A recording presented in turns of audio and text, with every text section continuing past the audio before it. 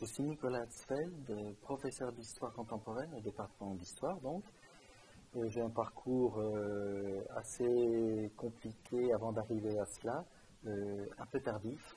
Et donc, ça fait quelques années seulement que je suis en fin de carrière que je suis professeur d'histoire contemporaine.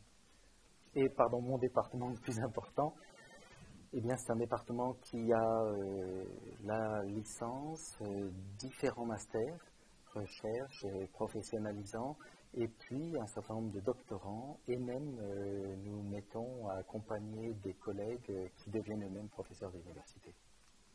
Que représente pour vous l'Open Access? Alors l'Open Access,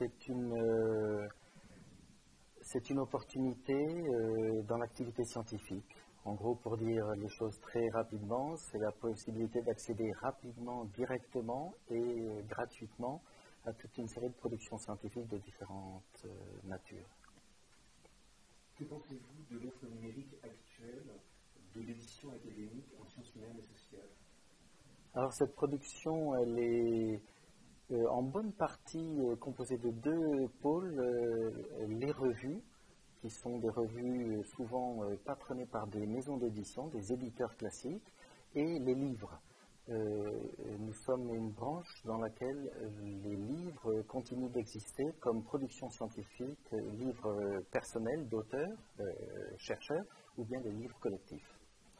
Et c'est une tradition un peu fermée du point de vue de la vitalité de la production des connaissances.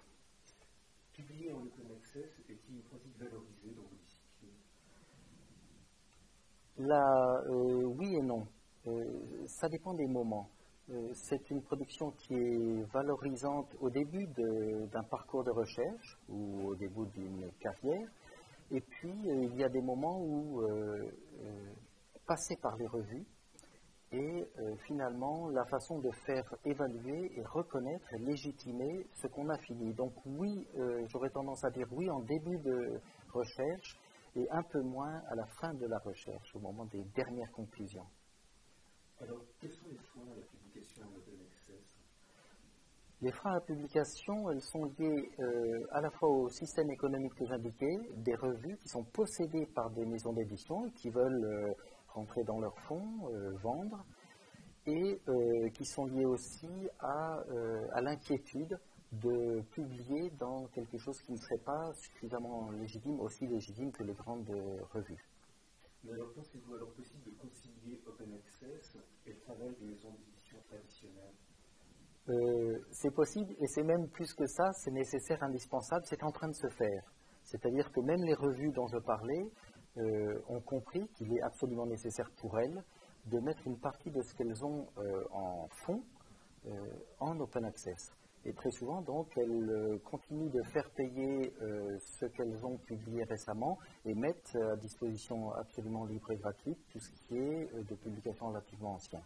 Donc là, on voit bien qu'elles-mêmes ont saisi la nécessité. Et puis pour les chercheurs, l'open access est de fait un complément maintenant de plus en plus reconnu à la production fermée, serrée dans les revues existantes. Utilisez-vous revue.org et soutenez-vous ce type d'initiative? Alors moi, je l'utilise à la fois comme producteur de connaissances. Par exemple, dans des groupes, j'ai participé à plusieurs groupes de recherche sur des thématiques particulières et on s'est saisi d'opportunités qu'offrait Open Access pour faire connaître, pour rassembler, pour se mettre en réseau avec d'autres chercheurs. J'utilise aussi comme lecteur, beaucoup, pour voir ce qui se fait, ce qui émerge, ce qui se développe.